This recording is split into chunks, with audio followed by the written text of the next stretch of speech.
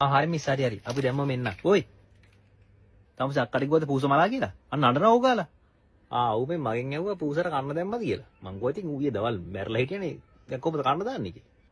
තමසේ මෝඩේන්නේ ඔයි. පොඩ්ඩක් කල්පනා කරනකො දැන් අක්කයි අම්මයි දෙන්නම අප්සෙට් එකේ ඉන්නේ දැන් ආච්චි හොස්පිටල් එකේ ඉන්නේ හින්දා. ඔය වගේ නරක ආරංචියක් එකපාර කියන්නද පොඩ්ඩක් සර බාල කරලා කියන්න තිබ්බන තමසේ මෝඩේන්නේ ඔයි. ඉතින් ඔයි මැරුණා කියන්නද වෙන කොහොමද කියන්නේ? තමසර ඉතින් ඒක පොඩ්ඩක් සැර බාල කරලා ස්ටෙප් බයි ස්ටෙප් කියන්න තිබ්බනේ. දැන් තමසර කියන්න තිබ්බා. දැන් අක්කා දන්නවනේ පූසා අසනීපෙන් හිටියේ දැන් සති දෙකක් විතර තිස්සේ. ඊයේ උදේ බලපුවාම ඌ උදේට කාලා තිබ්බෙත් නැහැ. ඊට පස්සේ මම දවල් අරුවෙන් නම් දැක්කා ඌ අහල උඩ එහෙම ඇවිද ඉන්නවා.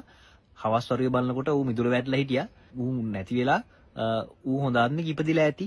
ඒ වගේ කිව්වනම් අක්කලා දුක අඩුයි. දැන් තමසර අවුරුදු 30 නේ පොඩ්ඩක් පරිණත වෙනවා. පොඩ්ඩක් කල්පනා කරලා වැඩ කරනවා. මේ ඒක නෙමෙයි. හොස්පිටලෙන් කතා කරේ නැද්ද? ආච්චි කොහොමද දන්නේ? ආව් මේ කෝල් එක ගෙහින් ආවේ. මේ දැන් තමසේ දන්නවනේ දැන් ටික දවසකින් ඉඳන් ආච්චි අසනීපෙන් හිටියේ. මේ ඊ උදේට ආච්චි කාලත් නැහැ. අද උදේ බලනකොට වහලේ උඩ ඇවිද ඉඳලා. මේ දැන් ඊට කලින් බලනකොට මිදුළු වැටලා ඉන්නවලු. ආච්චි හොඳ තැනක ඉපදිලා ඇති.